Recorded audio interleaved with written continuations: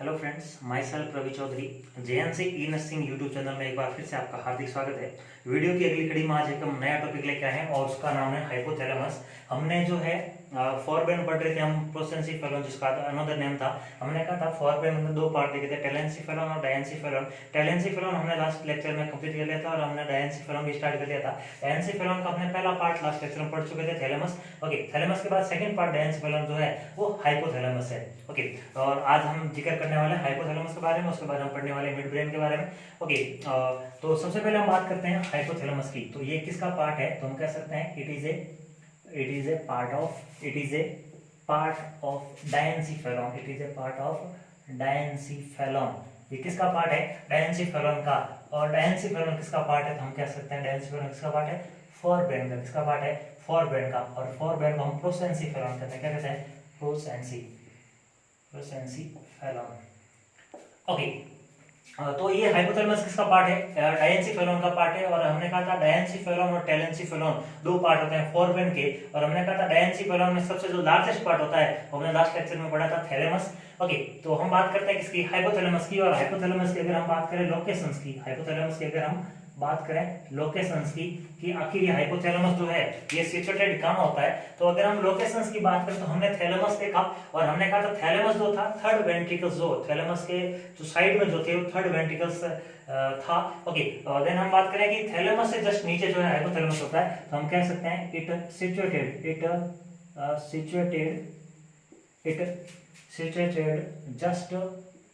Just below the It is situated just below the thalamus, just below the thalamus।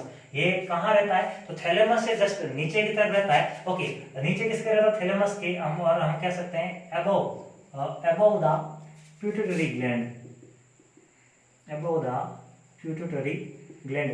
प्यूस ग्रंथि से just ऊपर की तरफ रहता है। ओके, और थैलेमस से जो है जस्ट नीचे की तरफ रहता है। बीच में जो रहता है कौन रहता है? तो हम कह सकते हैं हाइपोथैलेमस रहता है। थैलेमस से नीचे की साइड और पिट्यूटरी ग्लैंड प्यूस ग्रंथि से ऊपर की तरफ रहता है हमारा हाइपोथैलेमस। ओके, इसके अलावा कुछ और इंपॉर्टेंट बातें इसके बारे में कि ये जो है इट कनेक्ट विथ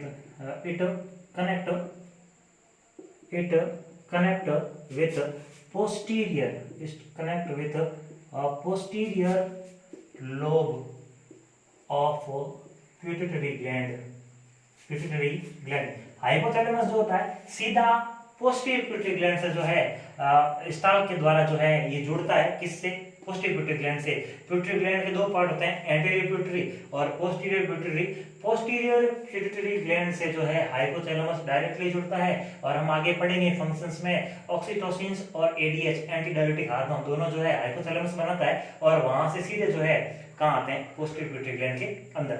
ओके, तो ये तो बात होगी लोकेशंस की, कहां रहता है? तो थैलेमस से नीचे और पिट्यूटरी ग्लैंड से ऊपर। इसके अलावा हाइपोथैलेमस जो है सीधा कनेक्ट होता है पोस्टीरियर लोब से। किसका? पोस्टीरियर लोब पिट्यूटरी ग्लैंड का। ओके, इसके अलावा अगर हम बात करें कि आकार कैसा होता है हाइपोथैलेमस का, अगर हम बात करें शेप की, तो हम कह सकते हैं कि शेप कैसा होता है? तो हम कह सकते हैं कौन शेप का रहता है। कैसा रहता है? कौन।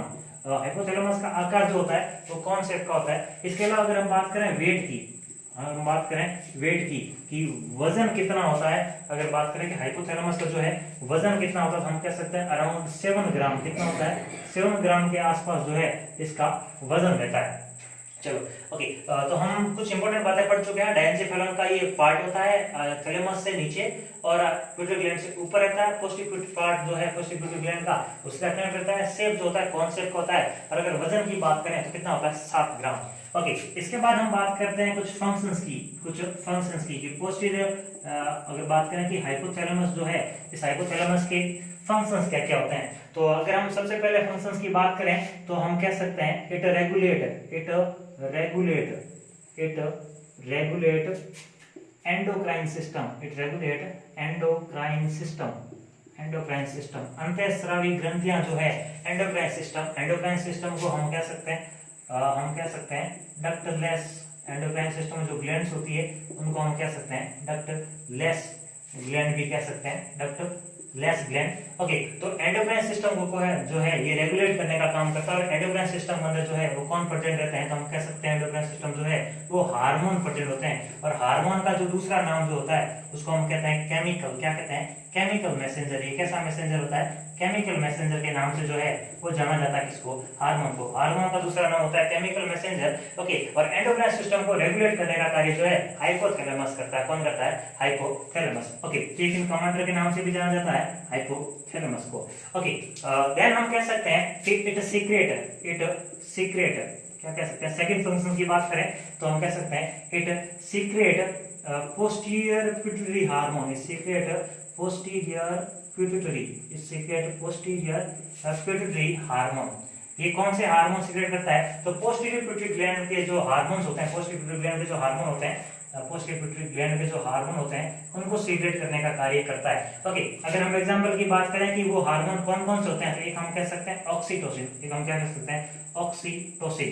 ओके, यहाँ इंपॉर्टेंट क्वेश्चंस बनता है एग्जाम में कि ऑक्सीटोसिन का जो दूसरा नाम जो होता है वो लव हार्मोन के नाम से भी जाना जाता है। क्या कहते हैं उसको, लव हार्मोन। ओके, इसके अलावा एक और हार्मोन जो रहता है जिसको हम शॉर्ट में कहते हैं एडीएच। क्या कहते हैं, एडीएच। पूरा नाम इसका होता है anti diuretic hormone.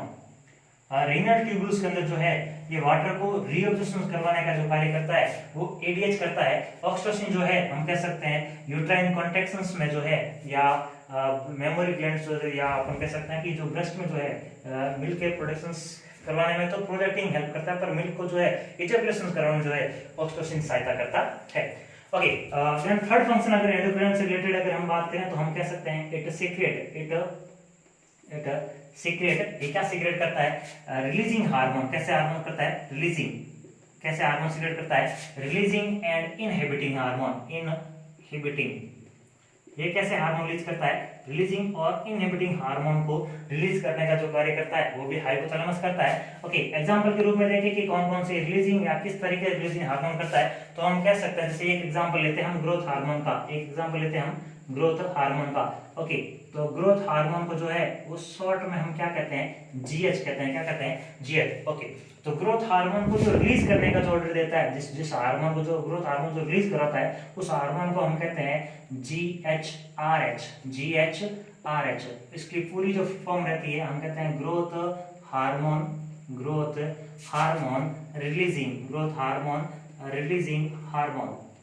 Releasing hormone. Okay, तो ये क्या करता है, ग्रोथ हार्मोन को जो है या जो है रिलीजिंग हार्मोन प्रोड्यूस करता है ताकि उन हार्मोन्स का जो है प्रोडक्शन कर सकते हैं। जैसे अगर हमें ग्रोथ हार्मोन का प्रोडक्शन करवाना है तो ग्रोथ हार्मोन प्रोडक्शन करने के लिए हमें क्या चाहिए होगा, रिलीजिंग हार्मोन चाहिए। रिलीजिंग हार्मोन जो है वो आके क्या करता है, ग्रोथ हार्मोन को रिलीज करने में हेल्प करता है, और रिलीजिंग हार्मोन का जो सीक्रेशन करने का काम करता है वो कौन करता है, हाइपोथैलेमस करता है। इसके अलावा इनहिबिटिंग हार्मोन भी करता है। अगर इनहिबिटिंग हार्मोन की बात करें तो हम ग्रोथ हार्मोन से रिलेटेड पढ़ते हैं कि GHRIH, शॉर्ट में हम क्या बोलते हैं, GHRIH। फुल फॉर्म क्या होगी इसकी, ग्रोथ हार्मोन रिलीजिंग। जो रिलीज हो रहा था उसको क्या कर रहा है, इनहिबिट कर रहा है। क्या कर रहा है, inhibiting hormone. Growth hormone releasing inhibiting hormone. तो क्या करता है, इनहिबिट का मतलब रोकने का भी कार्य करता है। क्या करता है, रोकने का भी कार्य करता है, इनहिबिट करने का काम करता है। तो रिलीजिंग और इनहिबिटिंग दो कार्य जो रहते हैं, दो हार्मोन्स, जो दो प्रकार के हार्मोन्स को जो है वो सीक्रेट करने का कार्य कौन करता है, हाइपोथैलेमस करता है। कौन करता है, हाइपोथैलेमस। ओके, इसके अलावा अगर हम फोर्थ फंक्शंस की बात करें तो ये क्या करता है, it regulate autonomic nervous system. It regulate autonomic nervous system. Okay, जिसको हम शॉर्ट में कहते हैं एएनएस। क्या कहते हैं, एएनएस। ओके, तो ये क्या करता है, हाइपोथैलेमस जो होता है हमारा, ये ऑटोनॉमिक नर्वस सिस्टम को रेगुलेट करने में सहायता करता है। और अगर हम बात करें ऑटोनॉमिक जो है किसमें आता है, तो हम कह सकते हैं कि जब हम नर्वस सिस्टम का क्लासिफिकेशन पढ़ते हैं तो दो पार्ट पढ़ते हैं, एक हम पढ़ते हैं सीएनएस और एक हम पढ़ते हैं पीएनएस। पीएनएस को हम पेरिफेरल नर्वस सिस्टम कहते हैं, और पेरिफेरल नर्वस सिस्टम के फर्दर टू पार्ट्स होते हैं, एक हम कहते हैं एएनएस और एक हम कहते हैं एसएनएस। एक होता है ऑटोनॉमिक नर्व सिस्टम और एक होता है somatic nerve system. Somatic nerve system जो है वो अफरेंट और इफरेंट नर्व आते हैं, सेंसरी और हम कह सकते हैं मोटर नर्व। और ऑटोनॉमिक नर्व सिस्टम जो है सिंपैथेटिक और पैरासिम्पैथेटिक नर्व आते हैं। तो उनको जो कंट्रोल करने का जो कार्य करता है वो कौन करता है? हाइपोथैलेमस करता है। इसलिए हम कह सकते हैं कि जो हाइपोथैलेमस जो है ये क्या करता है? रेगुलेट करता है ऑटोनॉमिक नर्वस सिस्टम को। इसके अलावा ये क्या करता है? रिलीजिंग और इनहिबिटिंग हार्मोन रिलीज करने का काम करता है। इसके अलावा पोस्टीरियर पिट्यूटरी ग्लैंड के जो हार्मोन जो रहते हैं जिसका नाम ऑक्सीटोसिन, इसका दूसरा नाम है लव हार्मोन। ओके, इसके अलावा हम कह सकते हैं एडीएच, एंटी डाययूरेटिक हार्मोन, जो रीनल ट्यूब्यूल्स में किडनी के नेफ्रॉन के अंदर जो रीनल ट्यूब्यूल्स रहते हैं वहां पे वाटर का रीअब्जॉर्प्शन करवाने में सहायता करता है। ओके, इसके अलावा हम कह सकते हैं ये क्या रेगुलेट करता है? एंडोक्राइन सिस्टम को रेगुलेट करता है। वजन जो होता है इसका 7 ग्राम रहता है। आकार जो होता है कौन शेप का रहता है? ओके, डायरेक्टली किसके साथ जुड़ता है? तो पोस्टीरियर पिट्यूटरी ग्लैंड की से जुड़ता है। इसके अलावा हम कह सकते हैं लोकेशंस कहां होती है? तो लोकेशंस हमने देखा कहां रहती है इसकी, पिट्यूटरी ग्लैंड से ऊपर की तरफ रहता है और थैलेमस से नीचे की तरफ रहता है। ओके, तो ये बातें कुछ जो है जानी हमने किसके बारे में? हाइपोथैलेमस के बारे में। इसके अलावा अगर हम फर्दर फंक्शंस की बात करें, फर्दर अगर फंक्शंस की बात करें हम, और फर्दर फंक्शंस की अगर बात करें हम, तो नेक्स्ट जो है सिक्स्थ फंक्शंस की, तो ये क्या करता है? ये क्या करता है? रेगुलेट करता है। ये फर्दर और क्या रेगुलेट करता है अगर हम बात करें? It regulate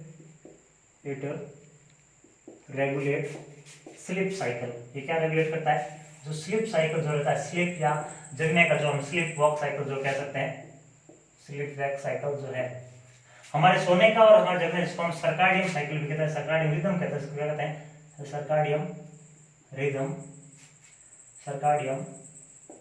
rhythm. Okay, सर्काडियम rhythm या स्लीप साइकिल जो है, स्लीप वॉक साइकिल जो हमारे उठने का और जो सोने का जो साइकिल रहता है उसको रेगुलेट करने का भी कार्य कौन करता है? तो हम कह सकते हैं उसको रेगुलेट करने का कार्य कौन करता है? हाइपोथैलेमस करता है। कौन करता है? हाइपोथैलेमस। ओके, इसके अलावा अगर हम फर्दर फंक्शंस बात करें तो ये क्या करता है? ये क्या करता है? रेगुलेट करता है। It regulate thrust and water balance. क्या करता है? ये प्यास को और पानी के बैलेंस को, वाटर बैलेंस क्या करता है? थ्रस्ट, प्यास लगना और पानी के बैलेंस को भी रेगुलेट करने का काम करता है। ओके, सिंपल सी बात है, अगर हमारी बॉडी जो है वो डिहाइड्रेशन कंडीशन में जाएगी, अगर डिहाइड्रेशन कंडीशन में जाएगी इसका मतलब क्या होगा? हाइपोवोलीमिया। क्या होगा? हाइपोवोलीमिया। वोल्यूमिया का मतलब क्या है? कि हमारे शरीर के अंदर जो है वॉल्यूम कम होगा। ओके, वॉल्यूम कम होगा, उस कंडीशन को हाइपोवोलीमिया हम क्या कह सकते हैं? डिहाइड्रेशन। ओके, और जब डिहाइड्रेशन होगा या हमारे बॉडी में अगर फ्लूइड की जो है कमी होगी, अगर फ्लूइड की कमी होगी तो जो हमें जो है वो प्यास लगने के साइन, जिसको हम थ्रस्ट कहते हैं। ओके, इसके अलावा ये क्या करता है? वाटर के बैलेंस को हेल्प करता है। क्या करता है? वाटर बैलेंस को कैसे? जैसे हमने पढ़ा था क्या सीक्रेट करता है? ADH, anti diuretic hormone. Okay, और एंटी डाययूरेटिक हार्मोन क्या करता है? वो वाटर को रीअब्जॉर्ब करने का हेल्प करता है। कहां से? वाटर को वापस रीअब्जॉर्ब, क्या करता है? रीअब्जॉर्ब करने का काम करता है। कहां से? रीनल ट्यूब्यूल से। कहां से? रीनल ट्यूब्यूल से। ओके, इस प्रकार ये क्या करता है? पानी को जो है यूरिन के रूप में बाहर जाने से जो है वो कंट्रोल करता है। ओके, और रीअब्जॉर्ब करके वाटर का बैलेंस करने का हेल्प करता है। ओके, नेक्स्ट अगर फंक्शंस की बात करें हम हाइपोथैलेमस के, तो हाइपोथैलेमस जो है वो रेगुलेट करता है एपेटाइट को। किसको रेगुलेट करता है? एपेटाइट को। एपेटाइट का मतलब क्या होता है? भूख जो होती है जिसको हम कहते हैं एपेटाइट। It regulate apatite. भूख लगती है उसको रेगुलेट करता है, और भूख लगने के बाद हमने जो खाना खाया, खाना खाने के बाद जो संतुष्टि मिलती है, खाना खाने के बाद जो संतुष्टि मिलती है उसको हम कहते हैं सटाइटी। क्या कहते हैं उसको? सटाइटी। क्या कहते हैं उसको? सटाइटी।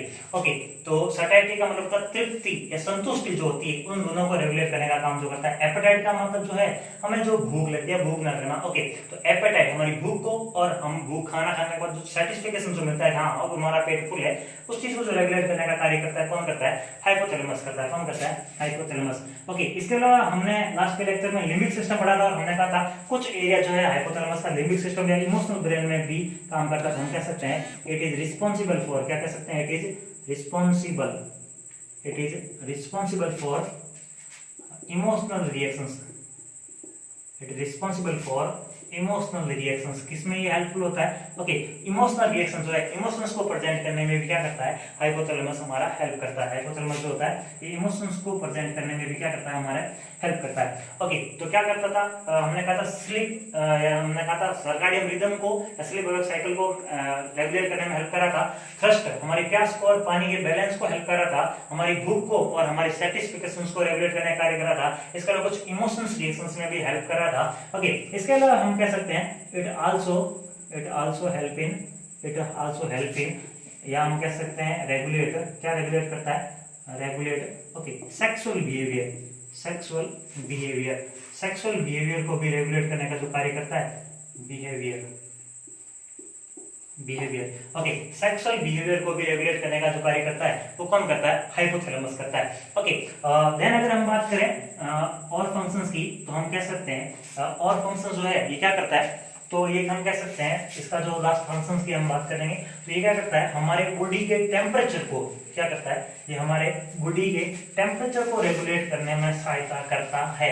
हाइपोथैलेमस का जो इंपॉर्टेंट काम जो है, हम कह सकते हैं कि ये क्या करता है? हमारी बॉडी के टेम्परेचर को ओके, और हमारी बॉडी का टेम्परेचर रेगुलेट करता है, इसलिए इसको टेम्परेचर रेगुलेटिंग सेंटर भी बोलते हैं। क्या बोलते हैं इसको? Temperature regulating centre. Okay, last functions की अगर बात करें तो हम कह सकते हैं इट रेगुलेट हम कह सकते हैं टेम्परेचर ऑफ बॉडी।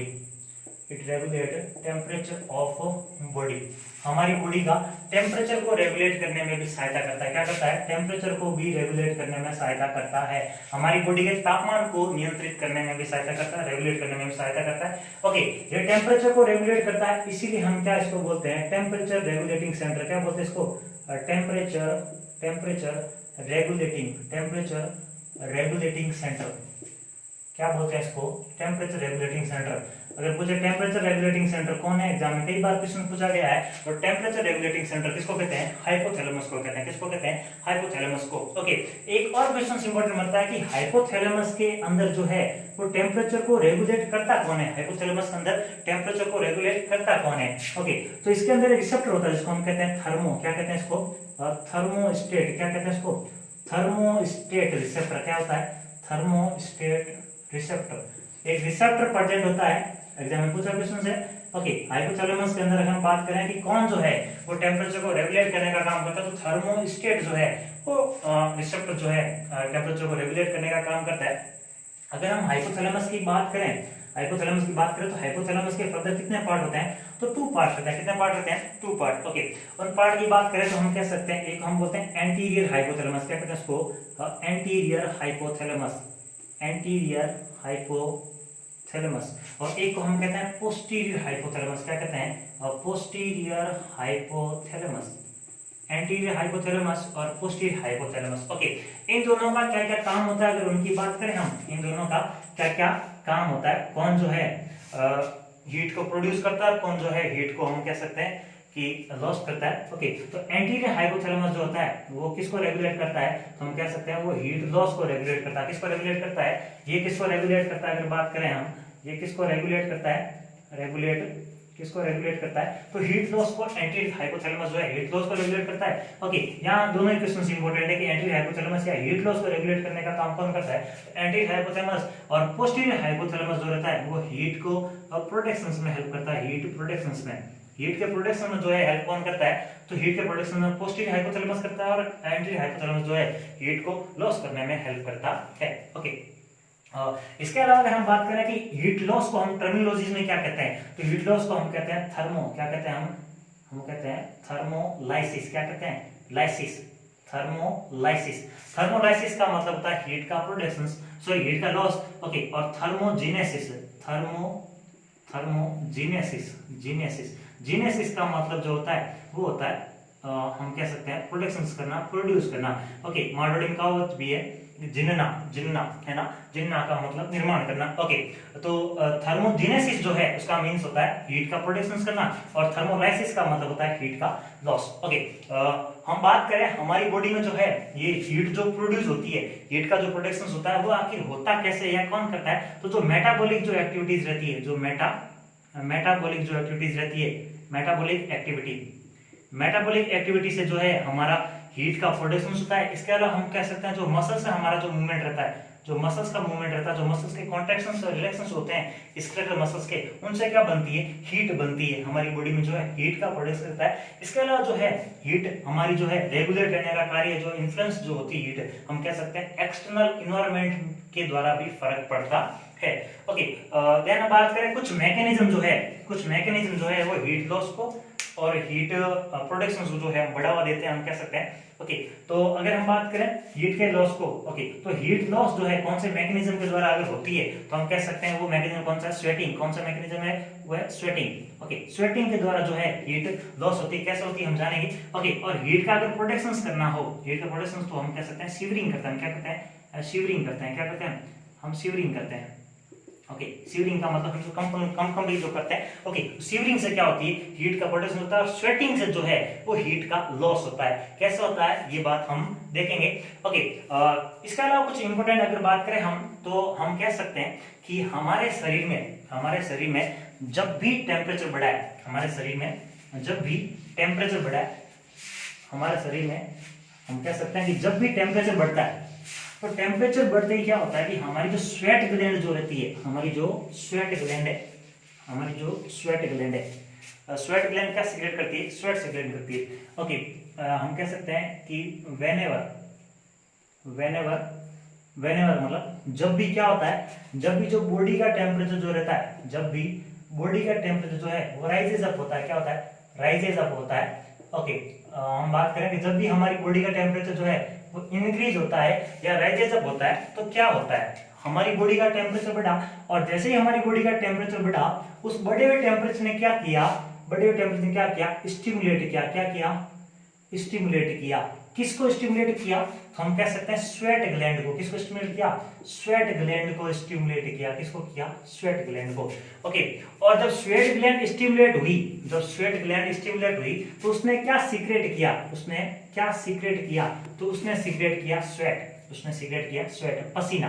उसने क्या सीक्रेट किया, स्वेट सीक्रेट किया। ओके, स्वेट किस फॉर्म में, ड्रॉपलेट, एक पानी की छोटी छोटी बूंदों के रूप में, ड्रॉपलेट। ओके, स्वेट ग्लैंड हमारी बॉडी ऑलमोस्ट सारी जगह पाई जाती।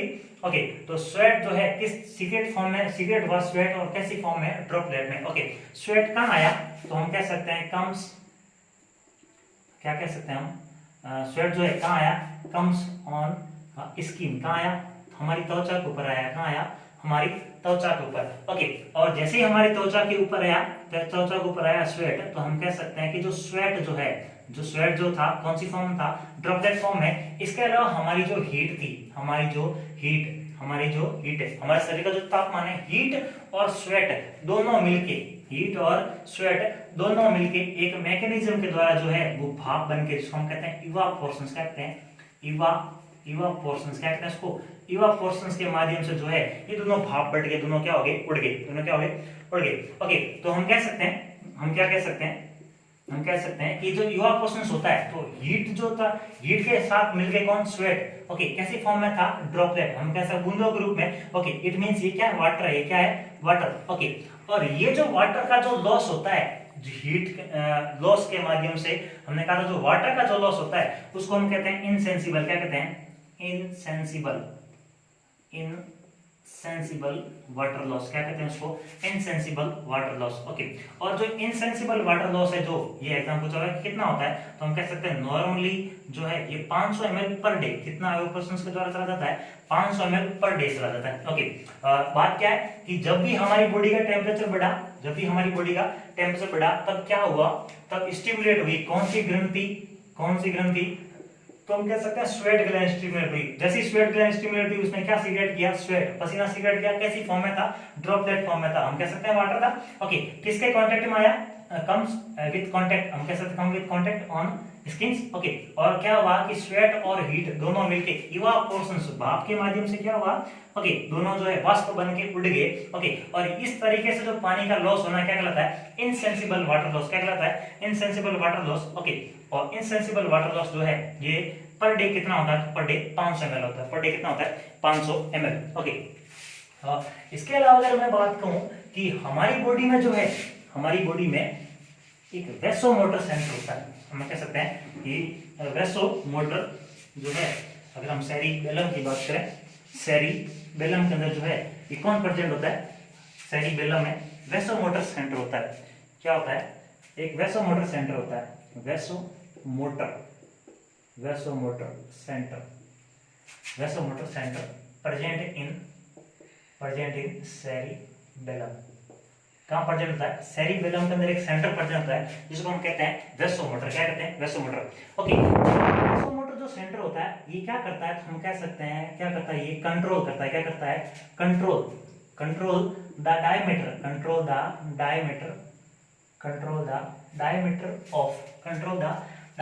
Of blood vessels. Like example की बात करें तो हम कह सकते हैं आर्टरी, या हम कह सकते हैं कैपिलरीज केशिकाएं या धमनी। ओके, रक्त वाहिनियां जो है इनके डायमीटर की, इनकी चौड़ाई को जो कंट्रोल करने का काम करता है वो काम कौन करता है? तो वेसोमोटर सेंटर करता है। कौन करता है? Vasomotor centre. और ये वेसोमोटर सेंटर प्रेजेंट कहां होता है? हम कह सकते हैं सेरिबेलम में। कहां होता है? अनुमस्तिष्क की बात करें, हिंड ब्रेन आगे हम पढ़ने वाले हैं। ओके, उसमें कौन सा सेंटर होता है? तो हम कह सकते हैं वेसोमोटर सेंटर होता है। और ये वेसोमोटर सेंटर जो होता है इन्फ्लुएंस होता है, हम कह सकते हैं कि वेसोमोटर सेंटर जो है ये इन्फ्लुएंस होता है। क्या होता है? इन्फ्लुएंस्ड का मतलब क्या? कि अफेक्टेड होता है। क्या होता है? अफेक्टेड होता है। ओके, और ये अफेक्टेड कब होता है? ये अफेक्टेड कब होता है? कौन सी कंडीशंस पे? ओके, तो ये कब होता है कि when increase temperature of its blood supply। ये कब बढ़ता है?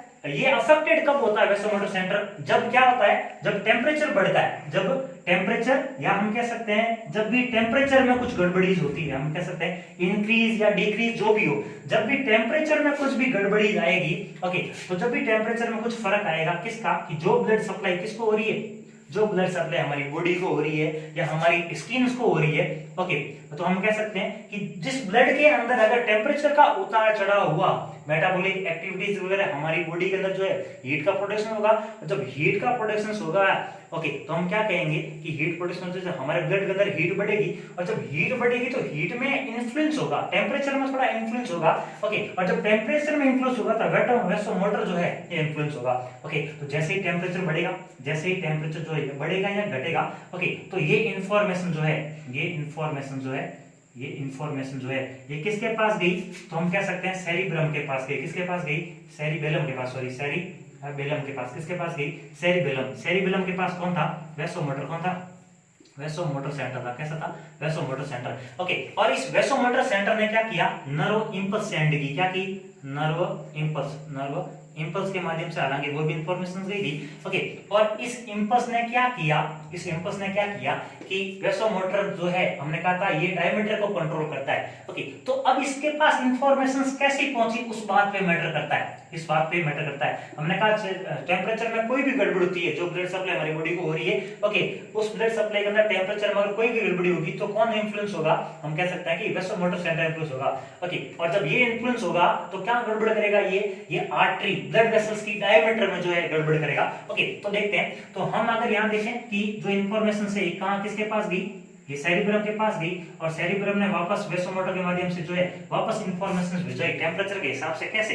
ओके, तो अगर हम बात करें कि टेम्परेचर जो है, हम क्या बात करें कि टेम्परेचर अगर हमको राइजेस अप मिला, अगर हमको टेम्परेचर जो है ब्लड प्रेशर जो अगर बढ़ा हुआ मिला और अगर टेम्परेचर घटा हुआ मिला, दोनों कंडीशंस में क्या काम होगा?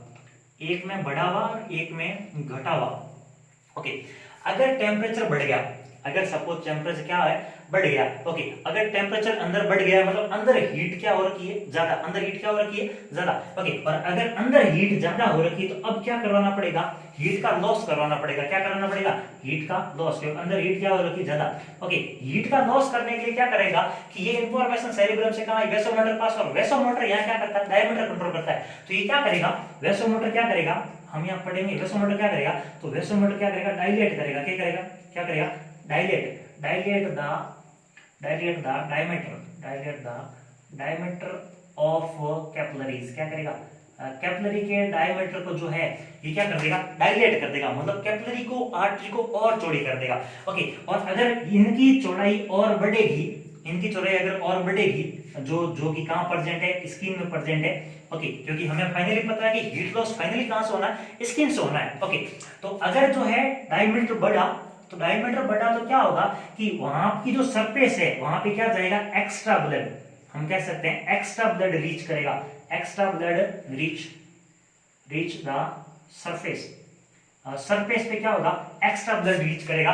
और अगर सरफेस पे एक्स्ट्रा ब्लड जाएगा, सरफेस पे अगर एक्स्ट्रा ब्लड जाएगा, इसका मतलब जैसे एंडिंग स्टेज पे अगर एक्स्ट्रा ब्लड गया तो वहां की स्किन कैसी हो जाएगी, ये इंपॉर्टेंट बात है, ये इंपॉर्टेंट बात है कि वहां की स्किन कैसी हो जाएगी। तो पहली कंडीशन तो क्या है कि वहां की स्किन हो जाएगी वार्म, कैसी हो जाएगी, वार्म, वार्म का मतलब थोड़ी कैसी हो जाएगी, गरम, गरम क्यों होगी कि एंडिंग एरिया पे कैपिलरी पे जो क्या हुआ है, हम कह सकते हैं ब्लड ज्यादा गया, ओके, और टेम्परेचर ऑलरेडी बढ़ा हुआ, जब ज्यादा ब्लड गया तो वहां क्या होगी, वहां की स्किन कैसी होगी, वार्म, ओके। वार्म के अलावा जब ब्लड अगर ज्यादा गया है तो वार्म एंड हम कह सकते हैं वहां की स्किन कैसी हो जाएगी, पिंक, कैसी हो जाएगी, पिंक, ओके। अब जब वहां की स्किन वार्म और पिंक होगी, एंड सरफेस पे चला गया, ओके, अब एंड सरफेस पे हीट पहुंच चुकी है, और इसके अलावा हमने कहा जब हीट का लॉस करना है तो कौन सा मैकेनिज्म काम करता है, तो हमने कहा स्वेटिंग, कौन सा मैकेनिज्म करता है, स्वेटिंग। और जैसी स्वेटिंग होगी तो स्वेटिंग के साथ एयर के साथ कांटेक्ट में आके और क्या कर देगी, भाप बन के उड़ जाएगी, इवेपोरेशन हो जाएगी, जिसको हमने कहा था इनसेंसिबल वाटर लॉस, जो बोला था हमने, ओके। और इस प्रकार से क्या हो जाएगा, फाइनली हीट का जो है वो लॉस हो जाएगा, हीट क्या हो जाएगी, लॉस हो जाएगी, ओके। तो यहाँ इंपॉर्टेंट बात ये रखनी है कि स्किन कैसे हो जाती है, वार्म एंड पिंक हो जाती है, ओके। ठीक उसी प्रकार अगर टेम्परेचर क्या हो, अगर टेम्परेचर क्या हो, डिक्रीज हो रहा हो, इसका मतलब हमारी बॉडी में ऑलरेडी टेम्परेचर डिक्रीज है, और अगर और ज्यादा हीट लॉस हो गई तो हमारी बॉडी कैसी कंडीशन में चली जाएगी, हाइपोथर्मिया वाली में। और ऐसा नहीं होना चाहिए, क्योंकि हमारी बॉडी के सारे ऑर्गन की सेलों को जो एक नॉर्मल टेम्परेचर जो है वो चाहिए नॉर्मल फंक्शंस करने के लिए, और अगर टेम्परेचर का वेरिएशन आएगा तो सेलों का काम बिगड़ेगा, वो नॉर्मल वर्क नहीं कर पाएगी, ओके। तो अगर टेम्परेचर क्या हुआ है, कम हुआ है, तो हमें अब क्या करना है, हीट का प्रोडक्शन करवाना है, हीट का प्रोडक्शन करवाना है। और इसके अलावा हम कह सकते हैं जो हीट हमारे पास है उसको तो हमें फाइनली बचाना ही है, उसको तो लॉस नहीं करना है, ओके। तो उसके लिए क्या करना पड़ेगा, क्योंकि अगर ब्लड कहां जाएगा, एंड सरफेस पर जाएगा, तो हीट जो है ऊपर होके क्या चल जाएगी, बाहर निकल जाएगी, ओके। उससे बचाने के लिए हमें क्या करना पड़ेगा कि वेसोमोटर क्या करवाएगा, वेसोमोटर करवाएगा कॉन्ट्रैक्ट, क्या करवाएगा, contract the capillaries, capillaries and artery, क्या कह सकते हैं, ये आर्टरी और कैपिलरी को क्या करवाएगा, कॉन्ट्रैक्ट करवाएगा, कॉन्ट्रैक्ट। और जैसे ही कॉन्ट्रैक्ट करवाएगा इसका मतलब क्या होगा, वहां पे लेस ब्लड जाएगा, लेस ब्लड कह सकते हैं रीच सरफेस, सरफेस के पास जो है वो ब्लड क्या जाएगा, कम जाएगा। और अगर सरफेस के पास ब्लड कम जाएगा तो वहां की त्वचा कैसी होगी, वहां की स्किन कैसी होगी, ये थोड़ी इंपॉर्टेंट बात है, ओके। और जब ब्लड कम जाएगा तो सिंपल सी बात है, वहां की स्किन कैसी हो जाएगी, व्हाइट, कैसी हो जाएगी, व्हाइट, ओके। तो वहां की स्किन हो जाएगी व्हाइट कलर में, ओके। इसके अलावा अगर हम बात करें वहां ब्लड नहीं जा रहा है, इसका मतलब वहां हीट नहीं जा रही, और वहां हीट नहीं जा रही तो वहां की स्किन कैसी होगी, कूल होगी, कैसी होगी, कूल, वहां की स्किन कैसी होगी, ठंडी। यहाँ स्किन कैसी थी, गर्म, क्योंकि ब्लड क्या जा रहा था, ज्यादा जा रहा था, ओके। तो ये मैकेनिज्म जो है ये किसको रेगुलेट, किस जो है टेम्परेचर को जो है प्रिवेंट को, ओके, हीट लॉस को और हीट प्रिवेंट को, ये प्रोडक्शंस को रेगुलेट करने का काम कर रहा था। इसके अलावा हम कह सकते हैं कि जब हमारे शरीर में जो है, जब हमारे शरीर में जो है या बाहर के इन्वायरमेंट में, अगर बाहर के इन्वायरमेंट की बात करें तो बाहर के इन्वायरमेंट में अगर टेम्परेचर अगर ज्यादा है, अगर टेम्परेचर जो है वो ज्यादा है तो हमारी बॉडी का टेम्परेचर भी ज्यादा होगा, ओके। ज्यादा बढ़ा टेम्परेचर नुकसानदायक होगा, इसलिए हमें क्या करना पड़ेगा, हीट लॉस करना पड़ेगा। और हीट लॉस के लिए हमने अभी मैकेनिज्म पढ़ा था, क्या होगी, स्वेटिंग होगी। और स्वेटिंग किसके कांटेक्ट में आएगी, एयर के कांटेक्ट में, और एयर के कांटेक्ट में हमें कैसा फील करवाएगी, कूल फील करवाएगी, हमें ठंडा ठंडा फील करवाएगी, क्योंकि हमें लगेगा कूलर वाली फीलिंग आएगी, ओके। क्योंकि कूलर में क्या होता है, एक तो पंखा चलता है, दूसरा पानी, ओके। ठीक उसी प्रकार हमारे अंदर से जो है हीट आएगी और उसके एयर में कांटेक्ट आके और वो ऊपर होके क्या चली जाएगी, हम कह सकते हैं ऊपर वाष्प बन के उठ जाएगी, ओके। और ऐसा जो वाटर का लॉस हो जाए इनसेंसिबल कहलाता है, इनसेंसिबल वाटर लॉस जो 500 ml पर डे होता है, ओके। ये तो कब हुआ, जब हमारी बॉडी में जो बाहर का टेम्परेचर जो है वो क्या हो गया, ज्यादा हो गया, तो अंदर भी ज्यादा होने लगा। तब टेम्परेचर को रेगुलेट करने के लिए थर्मोस्टेट जो होता है, रिसेप्टर होता है, कहाँ होता है, हाइपोथैलेमस में। अगर बाहर का टेम्परेचर क्या हो, कम हो, अगर बाहर का टेम्परेचर कम हो, ओके, तो हमारी बॉडी का टेम्परेचर भी कम होने लगेगा, ओके। तब क्या होगा कि हमारे बॉडी के टेम्परेचर को मेंटेन करने के लिए, क्योंकि हमने कहा था कि हमारे शरीर की कोशिका को सामान्यतः वर्क करने के लिए एक सामान्य टेम्परेचर का होना बहुत ज्यादा जरूरी है, ओके। इसलिए हमारी बॉडी जो है क्या मैकेनिज्म अपनाएगी, शिवरिंग का, किसका मैकेनिज्म, शिवरिंग, ओके, शिवरिंग का मैकेनिज्म बनाएगी। और शिवरिंग का मतलब क्या, कंपन। हम शिवरिंग करते हैं जब हमें सर्दी लगती है, सर्दियों में अक्सर ऐसा होता है, हमें सर्दी लगती है तो हम क्या करते हैं, शिवरिंग करते हैं। और शिवरिंग से क्या होता है, हीट का प्रोड्यूस होता है, बिकॉज स्केलेटल मसल्स का जो कॉन्ट्रैक्शन और रिलैक्सेशन जो है ये क्या कराता है, हीट का प्रोडक्शन कराता है। हीट का प्रोडक्शन होता है तो क्या होता है, हमारी बॉडी का जो टेम्परेचर डिक्रीज हो रहा था वापस कैसे कंडीशन में आ जाता है, नॉर्मल कंडीशंस में आ जाता है। तो ये तो मामला था किसका, हाइपोथैलेमस का। ओके,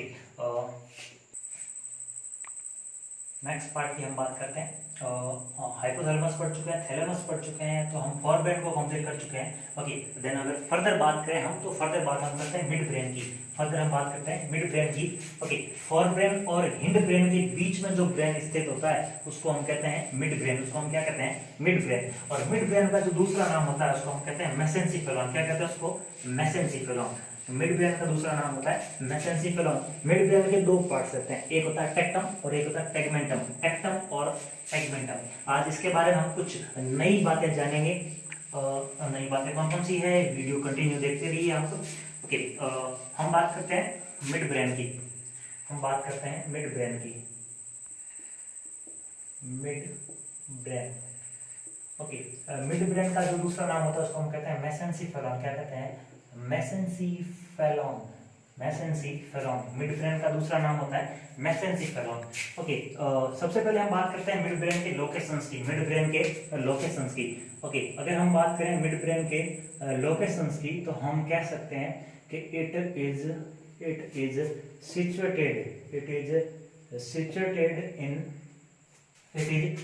situated between, हम कह सकते हैं it is situated between forebrain and hindbrain। forebrain and hindbrain, तो ये लोकेटेड रहता है किसके बीच में, तो ऊपर की तरफ रहता है फोरब्रेन और नीचे की तरफ जो रहता है हिंडब्रेन। हिंडब्रेन और ऊपर फोरब्रेन के बीच में रहता है। ओके, इसके अलावा हम कह सकते हैं सुपीरियरली। क्या हम कह सकते हैं, सुपीरियरली it connect with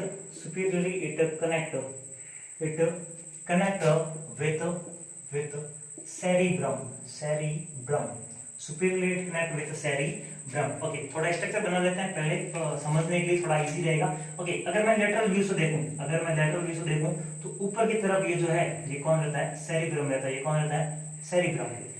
या हम कह सकते हैं ये जो है फोरब्रेन के पार्ट्स रहते हैं। ओके, देन अगर बात करूं कि नीचे की तरफ जो है ये कौन रहते हैं, हम कह सकते हैं कुछ आकृति कुछ इस हिसाब से बनाए तो ज्यादा बेटर है। ओके, हम नीचे की तरफ हम कह सकते हैं कि ये जो है मिड ब्रेन रहता है। ये कौन रहता है, मिड ब्रेन। ओके, और मिड ब्रेन के बाद अगर हम फर्दर बात करें तो इस तरफ जो होता है उसको हम कहते हैं सेरिबेलम। क्या कहते हैं इसको, सेरिबेलम। ओके, और आगे की तरफ जो रहता है कौन रहता है, पोन्स रहता है। कौन रहता है, पोन्स। दोनों हिंड ब्रेन के पार्ट जो है, हिंड ब्रेन के कौन से, मेसेंसिफेलॉन के पार्ट है। ओके, और पोन्स के बाद नीचे की तरफ जो है वो रहता है मेडुला ऑब्लिंगुएटा। कौन रहता है, मेडुला ऑब्लिंगुएटा। और फिर नीचे रहती है स्पाइनल कॉर्ड। फिर नीचे कौन रहती है, स्पाइनल कॉर्ड।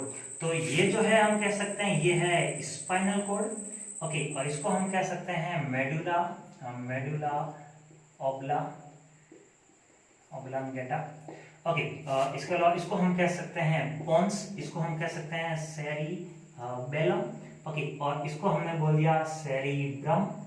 ओके, ऊपर की तरफ जो है थैलेमस, और ऊपर की तरफ जो कौन रह सकता है, हम कह सकते हैं ऊपर की तरफ ये कौन है, थैलेमस है। कौन है, थैलेमस। ओके, थैलेमस के जो नीचे जो हम कह सकते हैं तो वो कौन है, हाइपोथैलेमस। और हाइपोथैलेमस के नीचे कौन सी ग्लैंड है, पिट्यूटरी ग्लैंड है। हमने इससे पहले हाइपोथैलेमस पढ़ा था। हाइपोथैलेमस हमने कहा था कि सुपीरियरली जो होता है किसकी तरफ जो है, ऊपर की तरफ जो है हमने कहा था थैलेमस, और नीचे की तरफ हमने कहा था पिट्यूटरी ग्लैंड। ओके, पर अभी बात हमें करनी है मिड ब्रेन की। तो हम कह सकते हैं कि मिड ब्रेन सुपीरियरली किससे कनेक्ट हुआ, सुपीरियरली अगर बात करें तो सुपीरियरली जो इसका जो कनेक्शन पावर है, ये सुपीरियरली कनेक्शन पावर किसका है, सेरिब्रम का। तो superiorly it connect with, superiorly जो है ये कनेक्ट किसके साथ हुआ, सेरिब्रम के साथ कनेक्ट हुआ। और अगर मैं इंफीरियरली अगर बात करूं तो इंफीरियरली कनेक्ट होता है किसके साथ, पोन्स के साथ, पोन्स के साथ। ओके, तो it superiorly connect with cerebrum and inferiorly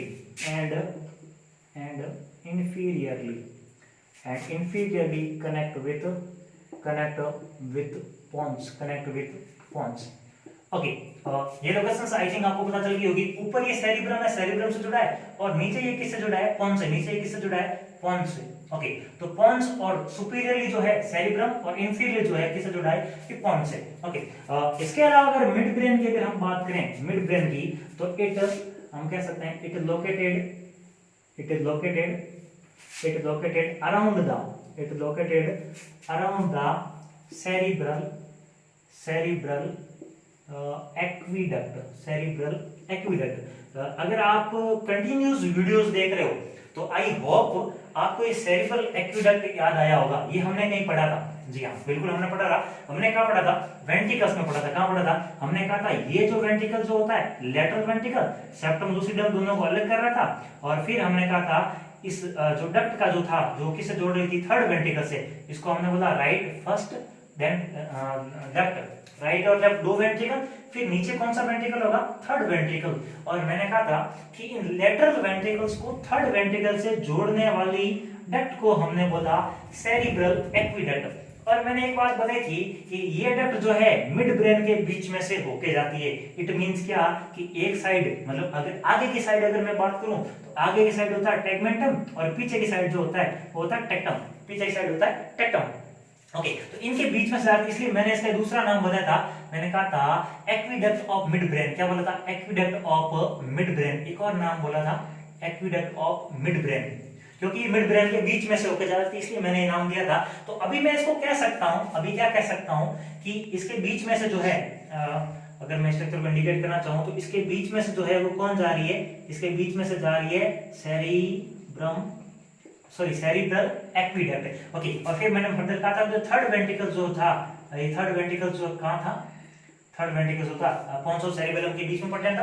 okay, then हम बात कर सकते हैं कि ये जो थर्ड वेंट्रिकल जो है, सेरिब्रल एक्वीडक्ट जो थी, और सेरिब्रल एक्वीडक्ट किसके चारों तरफ जो है, फोर्थ वेंट्रिकल जो था, सेरिब्रल एक्वीडक्ट या हमने मिड ब्रेन को बोला, ये जो है थर्ड वेंट्रिकल से नहीं, थर्ड वेंट्रिकल से नहीं, फोर्थ वेंट्रिकल से किससे जोड़ रही है, फोर्थ। इसको हमने फोरामिना मोनरो बोला।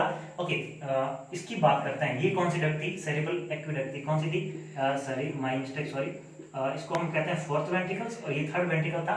ओके, बात करें अगर थर्ड वेंट्रिकल्स को फोर्थ वेंट्रिकल से जोड़ने का जो काम कर रही थी, ये काम कौन कर रही थी, सेरिब्रल एक्वीडक्ट। थर्ड वेंट्रिकल जो था दोनों हाइपोथैलेमस के बीच में प्रेजेंट था। ओके, तो फोर्थ वेंट्रिकल जो था कहां, पोन्स और सेरिबेलम के बीच में प्रेजेंट था।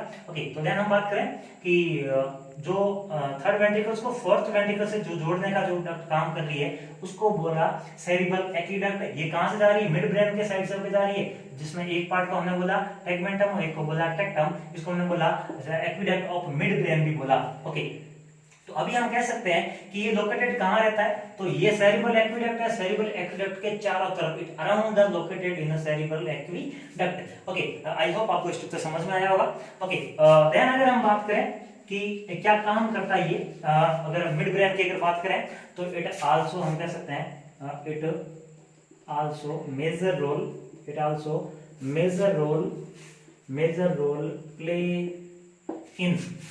Role play in relay station. किसमें हेल्प करता है, रिले, किसमें ये हेल्प करता है, रिले स्टेशन की तरह। ओके, हालांकि अपने रिले सेंटर तो था थैलेमस को बोला था, पर इसको भी रिले स्टेशन बोल सकते हैं। क्यों, क्या करता है ये, तो जो असेंडिंग हम कह सकते हैं, जो असेंडिंग नर्व फाइबर जो रहते हैं, जो असेंडिंग नर्व फाइबर जो ब्रेन की ओर जा रहे हैं, एंड जो डिसेंडिंग नर्व फाइबर जो है, डिसेंडिंग नर्व फाइबर जो नीचे स्पाइन कोड की तरफ जा रहे हैं, इन फाइबर को आगे कंटिन्यू पास करने का जो काम कर रहा है, या पास भी करने का जो काम कर रहा है, ये काम कौन कर रहा है, मिड ब्रेन। इट मींस क्या कि वो नर्व जो ऊपर जा रहे हैं किसके पास, ब्रेन के पास, और वो नर्व जो वापस नीचे आ रहे हैं किसके पास, स्पाइनल कॉर्ड के पास। तो ये नर्व कहां से होके गुजर रहे हैं, तो हम कह सकते हैं कहां से होके गुजर रहे हैं, ये मिड ब्रेन से होके गुजर रहे हैं। इसलिए क्या करता है ये, इनको भी रिले, इनसे लेके और आगे कंटिन्यू फॉरवर्ड करने का काम करता है। इसलिए रिले स्टेशन कह सकते हैं हम असेंडिंग नर्व फाइबर को और डिसेंडिंग नर्व फाइबर को। ओके, देन अगर हम बात करें कि ये जो मिड ब्रेन है, ये जो मिड ब्रेन है, इसके कितने पार्ट होते हैं, तो इट डिवाइडेड इनटू, हम कह सकते हैं it is divided into two two parts. Okay, हमारा मिड ब्रेन जो है ये फर्दर दो भागों में बांटा है। कितने भागों में? दो भागों में। पहले भाग को हम कहते हैं टेगमेंटम। क्या कहते हैं? टैग, या हम कह सकते हैं टेक्टम, और दूसरे भाग हम कह सकते हैं टेगमेंटम। टेक्टम और टेगमेंटम दो पार्ट होता है किसके? मिड ब्रेन के। किसके? मिड ब्रेन के। ओके, आइए हम इनकी लोकेशंस देखते हैं। हालांकि मैं इनकी लोकेशंस आपको बता चुका हूं कि सेरिब्रम और पोन्स के बीच में पड़ जाता है मिड ब्रेन। ओके, और ये अगर लेटरल व्यू अगर देखें हम, अगर हम लेटरल व्यू देखें तो ये जो है ये कहां प्रेजेंट है? आगे के साइड। कहां प्रेजेंट है? आगे की साइड, जिसको हमने बोला टेगमेंटम। क्या बोला हमने इसको? टेगमेंटम। क्या बोला हमने इसको? टेगमेंटम। ओके, और वहीं इस पार्ट को जो है ये अगर आगे है टेगमेंटम तो पीछे कौन होगा? टेक्टम। पीछे कौन होगा? टेक्टम। पीछे वाला पार्ट जो है ये टेक्टम है। पीछे वाला पार्ट कौन सा है? टेक्टम। ओके, आगे टेगमेंटम, पीछे टेक्टम। तो आगे वाले पार्ट को अक्सर जो है हम वेंट्रल बोलते हैं। क्या बोलते हैं? वेंट्रल। तो हम कह सकते हैं जो टेगमेंटम जो है ये कहां लोकेटेड होता है? तो वेंट्रल पार्ट ऑफ, हम क्या कह सकते हैं? वेंट्रल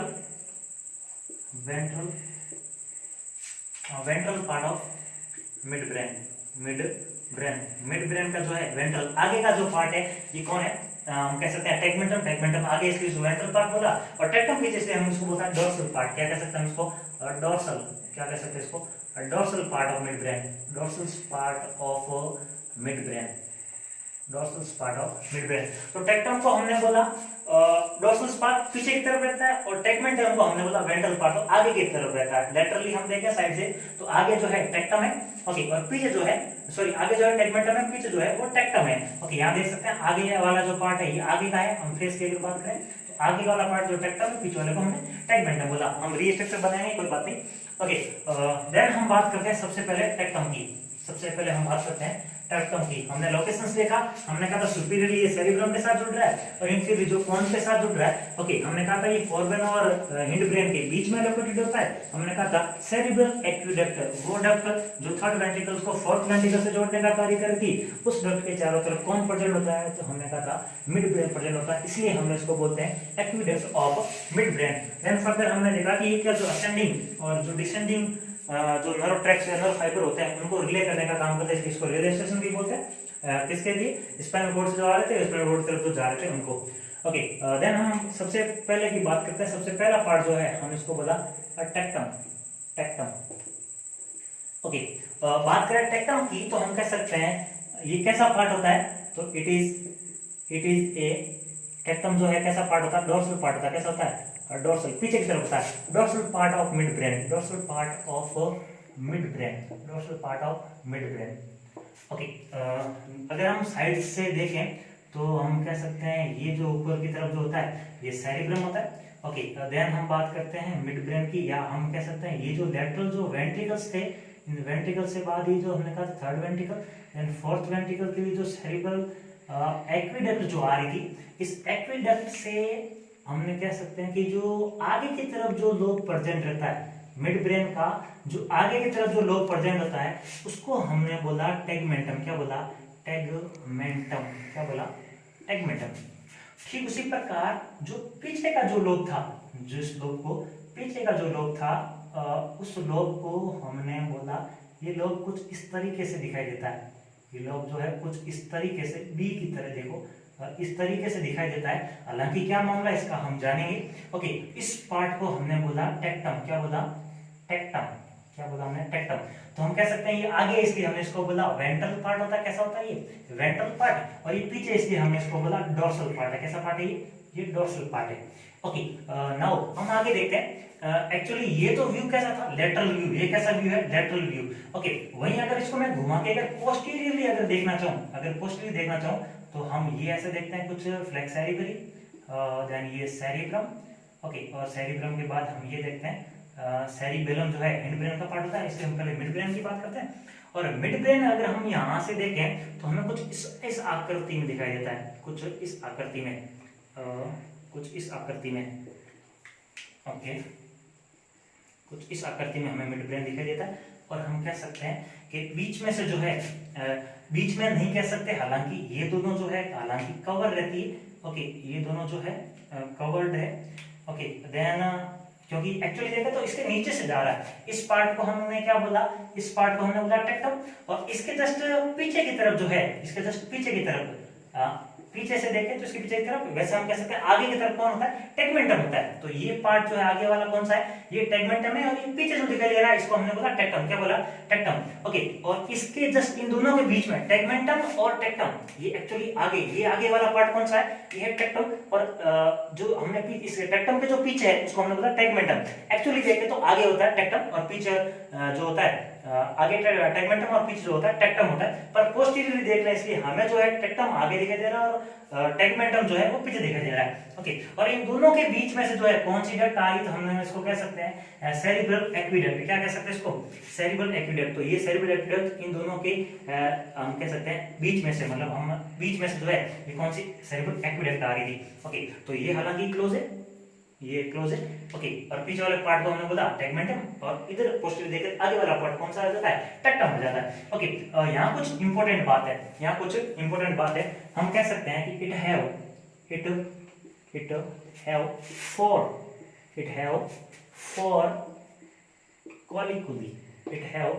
कॉलिकुली। इंपॉर्टेंट बात है, ध्यान से सुनना।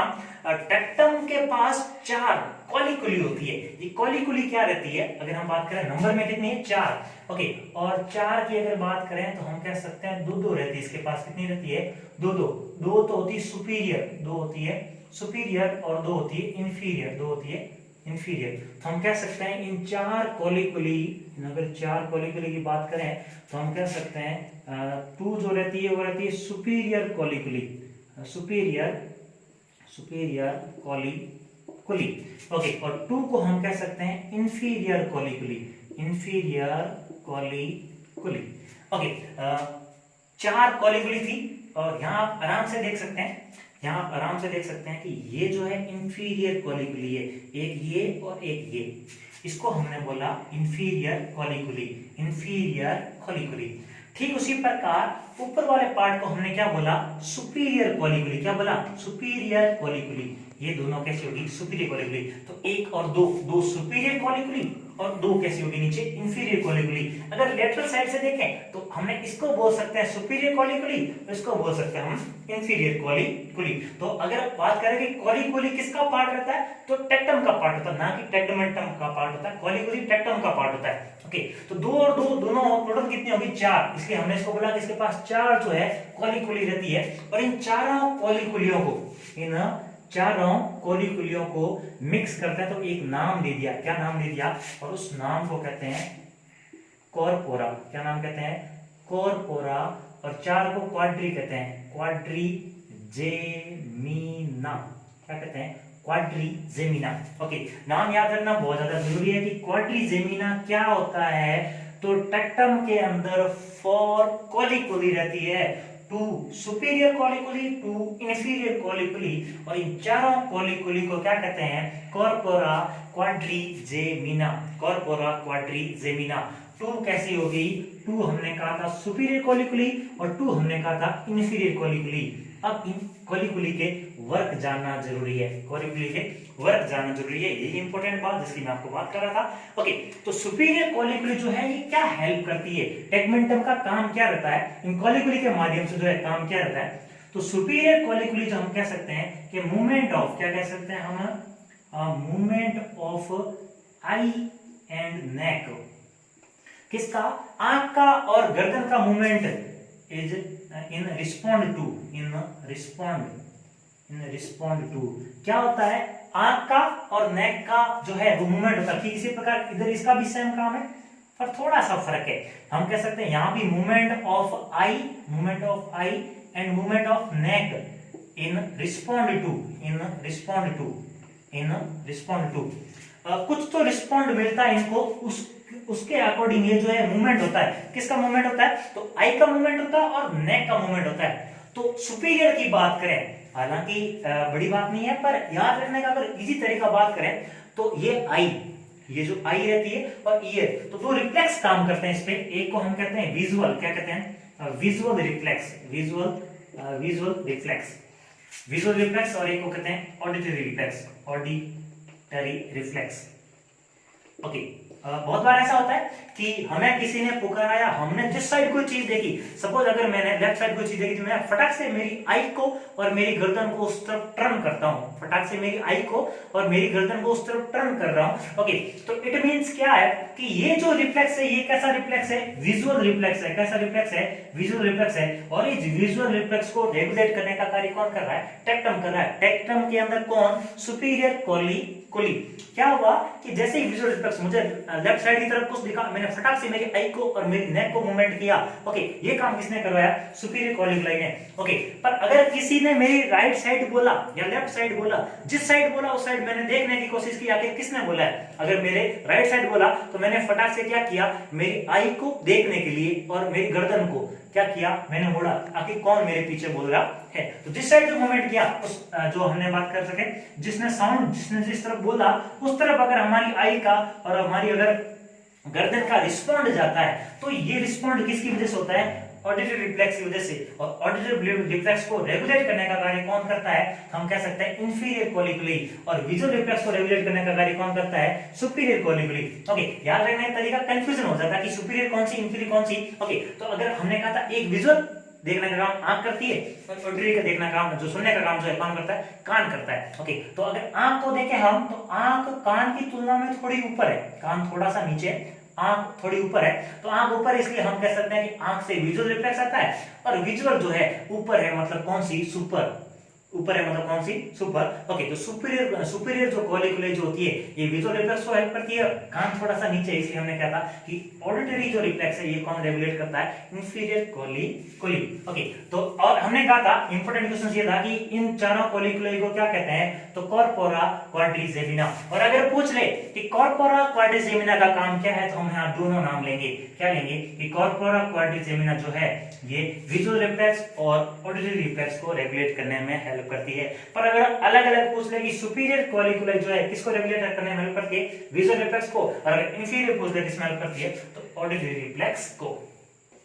ओके, देन अगर हम बात करें मिड ब्रेन के पहले पार्ट को हमने डिस्कस किया, टेक्टम को हमने कहा था डोर्सल पार्ट पीछे का पार्ट होता है, कोलिकुलाई होती है, ये हम याद कर चुके हैं सारी बातें। लेकिन अब हम याद करेंगे किसको, तो हम बात करते हैं, अब हम याद करेंगे टेक्टम को। किसको करेंगे हम, टेगमेंटम को। टेक्टम पढ़ चुके हैं, देन हम बात करते हैं टेगमेंटम की, देन हम बात करते हैं टेगमेंटम की। ओके, तो हमने कहा था कि जो टेक्टम जो होता है ये डोर्सल सरफेस मतलब पीछे की तरफ होता है अगर एंटीरियरली हम देखें। ओके, और वहीं अगर हम बात करें टेगमेंटम की, तो हमने कहा था ये आगे की तरफ होता है, आगे वाली साइड को हमने जो नाम दिया वो नाम था वेंट्रल साइड, हम नाम ने दिया था ventral side. Okay, tegmentum, tegmentum, ये भी बहुत आसान है।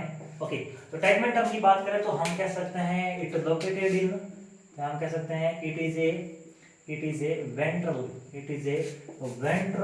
Part of mid brain. Mid brain का ये कैसा पार्ट है, वेंट्रल पार्ट है। वेंट्रल का मतलब आगे वाला पार्ट, ठीक देख सकते हैं, ये था टेक्टम, ये था टेगमेंटम।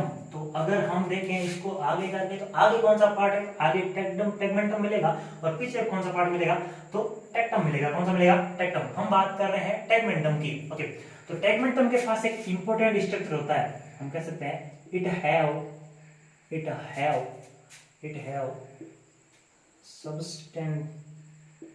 substantia nigra। ओके, इसके पास क्या रहता है, एक इंपॉर्टेंट स्ट्रक्चर रहता है, बहुत ही काम की चीज है और एग्जाम में कई बार पूछी जाती है। इसके पास क्या रहता है, सब्सटेंशिया नाइग्रा रहता है। स्ट्रक्चर को अगर हम देखें, ये देखा हमने टेगमेंटम, और टेगमेंटम अगर हम व्यू देखें, अगर पोस्टीरियर व्यू देखें, तो टेगमेंटम हमें कुछ इस प्रकार की आकृति का दिखाई देता है, कुछ इस प्रकार की आकृति का दिखाई देता है। ओके, और अगर इस टेगमेंटम की बात करें तो टेगमेंटम के अंदर एक साइट रहती है, उस साइट को जो है हम कहते हैं सब्सटेंशिया नाइग्रा। क्या कहते हैं, सब्सटेंशिया नाइग्रा। उस साइड को क्या कहते हैं, दोनों साइड प्रेजेंट होती है, उस साइड को हमने बोला सब्सटेंशिया नाइग्रा। और ये सब्सटेंशिया नाइग्रा जो है, हमने लास्ट लेक्चर में एक ऑर्गन पढ़ा था जिसको हमने बोला था बेसल गैंग्लिया। क्या बोला था, बेसल गैंग्लिया। किससे जुड़ता है, बेसल गैंग्लिया से जुड़ता है। किससे जुड़ता है, बेसल गैंग्लिया से। और इन दोनों में अगर इंजरी हो जाए तो उसको हमने बोला था पार्किंसंस डिजीज बोला था। ओके, तो क्या करता है ये सब्सटेंशिया नाइग्रा, तो सब्सटेंशिया नाइग्रा की अगर बात करें हम, तो सब्सटेंशिया नाइग्रा जो है जिसमें इंपॉर्टेंट बात ये होती है कि जो टेगमेंटम या सब्सटेंशिया नाइग्रा जो होता है हम कह सकते हैं it is A site of dopamine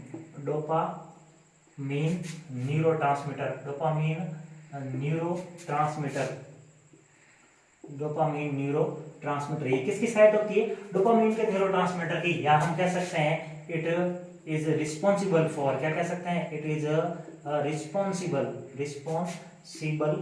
for productions of dopamine, productions of dopamine. किसके लिए हेल्प रहता है ये? सब्सटेंस अगर नाइग्रा की बात करें तो क्या करता है ये? तो डोपामीन को प्रोडक्शन करने का काम करता है, डोपामीन को प्रोड्यूस करने का काम करता है। ओके, डोपामीन को प्रोड्यूस कौन करता है? Substance Niagara.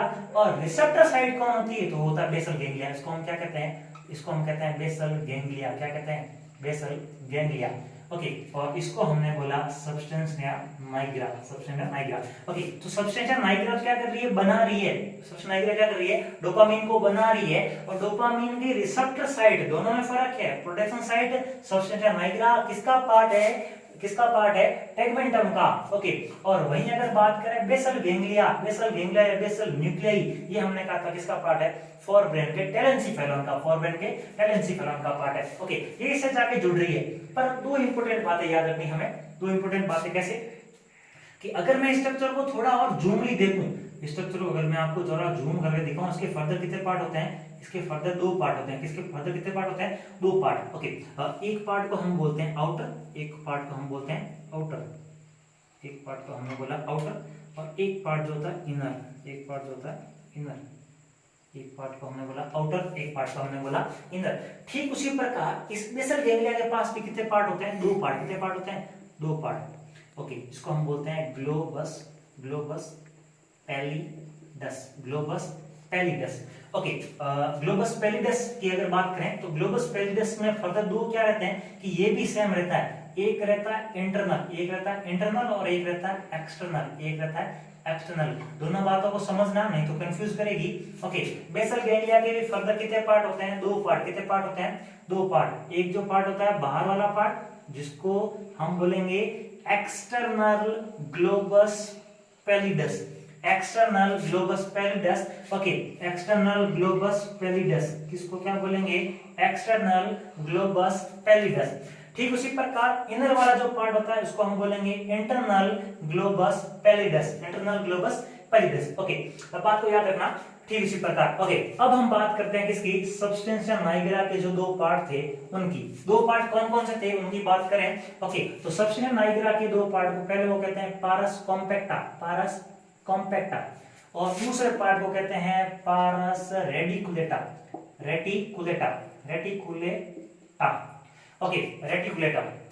दो पार्ट, पहले पार्ट को हमने बोला पारस कॉम्पैक्टा, दूसरे पार्ट को हमने बोला पारस रेटिकुलेटा। ओके, तो सिंपल सी बात है कि जो अंदर वाला जो स्ट्रक्चर है उसको हम बोलते हैं पारस कॉम्पैक्टा। क्या बोलते हैं उसको? पारस कॉम्पैक्टा। और जो बाहर वाला जो स्ट्रक्चर है उसको हम बोलते हैं पारस रेटिकुलेटा। क्या बोलते हैं उसको? रेटिकुलेटा। ओके, तो अगर मैं बात करूं इन दोनों की, तो आई होप जवाब मुझे आप खुद दे दोगे। ओके, अगर मैं आपसे पूछूं कि पारस कॉम्पैक्टा कौन सा पार्ट है, तो सिंपल सी बात कहोगे, आप कहोगे अंदर वाला पार्ट जो है किसका? सब्सटेंशिया नाइग्रा का। किसका पार्ट है? सब्सटेंशिया नाइग्रा का। किसका? सब्सटेंशिया नाइग्रा का अंदर वाले पार्ट को हमने बोला पारस कॉम्पैक्टा, तो इसको हम कह सकते हैं इनर पार्ट। कैसा कह सकते हैं? Inner part. ठीक उसी प्रकार इसको हम कह सकते हैं आउटर पार्ट। क्या कह सकते हैं? Outer part. पारस रेटिकुलेटा जो है आउटर पार्ट है।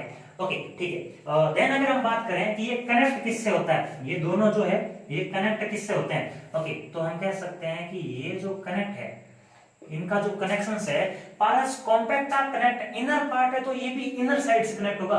किससे? बेसल गैंग्लिया से। किससे कनेक्ट होगा? बेसल गैंग्लिया से। तो बेसल गैंग्लिया के कौन से पार्ट से? तो हम बोलेंगे इंटरनल ग्लोबस पैलिडस। क्या बोलेंगे? इंटरनल। क्या बोलेंगे? Internal globus pallidus. Okay, I hope अगले का आंसर आप खुद दे दोगे। अगर मैं पूछूं कि पारस रेटिकुलेटा जो है ये अगर आउटर साइड है तो किससे जुड़ेगा, तो सिंपल सी बात है external globus pallidus of basal ganglia. तो मैं यहां नाम दूंगा एक्सटर्नल ग्लोबस पैलिडस। ओके, किसके ऑर्गन है, तो हम कहेंगे of basal ganglia, of basal ganglia, या हम कह सकते हैं basal nuclei of basal ganglia, of basal ganglia. Okay, ठीक है, आप बात समझ चुके हैं। ओके, देन हम अगर बात करें कि ये पारस जो कॉम्पैक्टा है डोपामिन बना रहा था, नो डाउट टैगमेंटम डोपामिन बना रहा है, पर इसमें भी कौन बना रहा है, तो इसमें कौन बना रहा है, तो हम कहेंगे पारस कॉम्पैक्टा जो है ये किसको रिलीज कर रहा है, तो डोपामिन को। किसको रिलीज कर रहा है, डोपामिन, एनटीएम का मतलब न्यूरोट्रांसमीटर। ओके, तो ये क्या कर रहा है, रिलीज कर रहा है, किसको रिलीज कर रहा है, डोपामिन को। डोपामिन न्यूरोट्रांसमीटर जो है वो रिलीज किससे हो रहा है, पारस कॉम्पैक्टा से। किससे रिलीज हो रहा है, पारस कॉम्पैक्टा से। ओके, और डोपामिन क्या काम करवा रहा है, तो हमने पहले की बात में पढ़ा था, हमने कहा था ये क्या कर रहा है, मस्कुलर मूवमेंट में, मस्कुलर मूवमेंट में कैसे हम कह सकते हैं, वॉलेंट्री, कैसा मूवमेंट, वॉलेंट्री, और इसके अलावा हम क्या कह सकते हैं, इनवॉलेंट्री मूवमेंट। हमने बेसल गैंग्लिया पढ़ा, और वहां हमने पढ़ा था कुछ वॉलेंट्री और कुछ इनवॉलेंट्री फाइन कॉम्प्लेक्स। जैसे हमने कहा था स्विमिंग ऑफ हेड, हाथों का जो है चलते के दौरान जो है हाथों का मूवमेंट होना, blinking of the eyes, swallowing of the saliva, बहुत सारी बातें ऐसे पढ़ी थी। ओके, तो ये जो काम करवा रहा था, कौन करवा रहा था, डोपामिन करवा रहा था। इसको कौन करवा रहा था, बेसल गैंग्लिया करवा रहा था। और इस बेसल गैंग्लिया को डोपामिन मिला कैसे, क्योंकि सब्सटेंशिया नाइग्रा ने बनाया। सब्सटेंशिया नाइग्रा में भी किसने बनाया, पारस कॉम्पैक्टा ने बनाया। पारस कॉम्पैक्टा कौन सा, आउटर है, इनर है, तो इनर पार्ट है। ओके, और इनर पार्ट जो है आगे फर्दर जाके किससे जुड़ता है, तो बेसल गैंग्लिया के कौन से पार्ट से, इनर पार्ट को क्या बोला हमने, इनर को बोला internal globus pallidus of the basal ganglia. Okay, यहां से क्या रिलीज करता है, डोपामिन रिलीज करता है, और आगे जाके रिसीव देता है, किसको देता है, बेसल गैंग्लिया को देता है। और वहां पे ये फर्दर जो है ये काम करवाने में हेल्प कर रहा था, मस्कुलर जो मूवमेंट है, वॉलेंट्री और इनवॉलेंट्री। ओके, ठीक उसी प्रकार अगर हम सोचें कि पारस रेटिकुलेटा का क्या काम है, और यही साथ साथ जाके इस बेसल गैंग्लिया के जो है एक्सटर्नल पार्ट, जिसको हमने बोला globus pallidus of basal ganglia, external जो पार्ट था, ये क्या कर रहा था, तो ये किसको रिलीज करता है, अगर इसकी बात करें तो ये रिलीज करता है किसको, गाबा को। किसको, गाबा न्यूरोट्रांसमीटर। कौन सा न्यूरोट्रांसमीटर, गाबा जो न्यूरोट्रांसमीटर होता है उसको रिलीज करने का काम करता है। ओके, और ये गाबा कैसा न्यूरोट्रांसमीटर है, तो ये इनहिबिटरी, कैसा है, इनहिबिटरी, कैसा न्यूरोट्रांसमीटर है, ये इनहिबिटरी न्यूरोट्रांसमीटर है। और अगर इनहिबिटरी न्यूरोट्रांसमीटर बात करें क्या, तो ये कहीं ना कहीं हम कह सकते हैं क्या करता है, ये कंट्रोल करता है। क्या करता है, कंट्रोल, किस पे कंट्रोल करता है, तो डोपामिन पे। किस पे, कौन से न्यूरोट्रांसमीटर के रिलीज पे कंट्रोल करता है, डोपामिन पे। तो गाबा और डोपामिन इन दोनों का आपस में जो है वो क्या है, ये हम कह सकते हैं क्या करते हैं, रेगुलेट करते हैं। क्या करते हैं, रेगुलेट, या जो गाबा जो है ये क्या करता है, कंट्रोल करने का, या डोपामिन के प्रोडक्शंस को रेगुलेट करने का कार्य करता है। और कई बार हम देखते हैं कि डोपामिन का और इस गाबा रिसेप्टर का अगर क्या हो जाए, इम्बैलेंस हो जाए, और इम्बैलेंस होगा तो इम्बैलेंस के कारण अफेक्टेड कौन से मूवमेंट होंगे, तो ये मस्कुलर जो वॉलेंट्री और जो इनवॉलेंट्री मूवमेंट थे ये अफेक्ट होंगे। और अगर ऐसा अफेक्ट होता है, या हम कह सकते हैं अगर ये सब्सटेंशिया नाइग्रा जो है, सब्सटेंशिया नाइग्रा में कौन, अगर पारस कॉम्पैक्टा या अगर सब्सटेंशिया नाइग्रा अगर क्या हो जाए, इसका डीजेनरेशन हो जाए, या आगे रिसीव करने वाला D2 रिसेप्टर साइट कौन थी, बेसल गैंग्लिया, अगर वो डैमेज हो जाए, अगर इन दोनों ऑर्गन में अगर डैमेज हो जाए तो अफेक्टेड कौन सा न्यूरोट्रांसमीटर होगा, क्योंकि इन दोनों में ट्रेवल कौन कर रहा था, डोपामिन ट्रेवल कर रहा था। और जब डोपामिन अफेक्टेड होगा इसका मतलब ये जो डोपामिन मूवमेंट कर रहा था ये मूवमेंट अफेक्ट होंगे। जब ये मूवमेंट अफेक्ट होंगे तो वो बीमारी क्या कहलाएगी,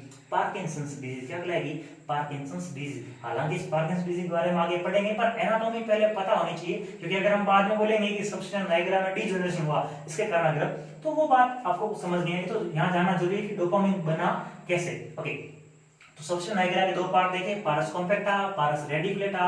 पारस रेडिकुलेटा जो था बाहर वाला पार्ट था, ये किससे जुड़ा था, बेसल गैंग्लिया के बाहर वाले पार्ट से। बेसल गैंग्लिया के बाहर वाले पार्ट को हमने क्या बोला, एक्सटर्नल ग्लोबस पैलिडस। ओके, और देन हमने कहा ये क्या रिलीज कर रहा था, गाबा न्यूरोट्रांसमीटर रिलीज कर रहा था। गाबा न्यूरोट्रांसमीटर कैसा न्यूरोट्रांसमीटर, तो इनहिबिटरी है। इसका मतलब क्या है कि डोपामिन के प्रोडक्शन को कंट्रोल करने वाला है, रेगुलेट करने वाला न्यूरोट्रांसमीटर है। ओके, और इन दोनों में अगर इम्बैलेंस हो जाए तो हमने पार्किंसंस डिजीज हमने बोला था। ओके, देन हमने कहा था कि अगर हम बात करें दो इंपॉर्टेंट क्वेश्चंस बनते हैं कि डोपामिन का प्रोडक्शन कहां होता है, सब्सटेंशिया निग्रा में, और अगर D2 या डोपामिन रिसेप्टर साइट कौन सी होती है, तो बेसल गैंग्लिया। ये कुछ इस तरीके से जाता है किसके पास, डोपा जो बेसल गैंग्लिया के पास जाता है डोपामिन। ओके, इसके साथ साथ इसके अटैचमेंट में कौन है, कह सकते हैं पारस रेटिकुलेटा जो गाबा लिए फिर रहा है, इसलिए कि डोपामिन का लेवल जो है ज्यादा नहीं हो जाए, पकड़ करके कंट्रोल करके रखे। तो आई होप आपको टैगमेंटम के जो है काम समझ में आए। सब्सटेंशिया निग्रा किसके पास होती है, तो टैगमेंटम के पास होती है सुपीरियर कोलाई, और अगर बात करें कि इंफीरियर, तो ये दोनों जो थे क्वाड्रा, जिसको कॉर्पोरा क्वाड्रा जेमिना जिसको बोला था, ये जो रेगुलेट कर रही थी विजुअल और ऑडियो रिफ्लेक्स को, ये किसके पार्ट थे, टेक्टम के पार्ट थे। तो आई होप आप मिड ब्रेन या मेसेंसिफेरम को बहुत अच्छे से समझ चुके, इसका स्ट्रक्चर जो है और रामकानी कैसे है। ओके, अगर आप लोगों को वीडियो अच्छा लगा तो लाइक करें, कमेंट जरूर करें ताकि बताएं हमें कि वीडियो जो है कैसा है, कुछ कमी पैसे लगे तो हम बिल्कुल सुधार करेंगे। Okay, thank you so much. Video share करें ज़्यादा से ज़्यादा लोगों के पास ताकि अधिक से अधिक लोगों को फायदा मिल सके, और बने रहिए हमारे GNC clean nursing YouTube channel के साथ। Thank you so much.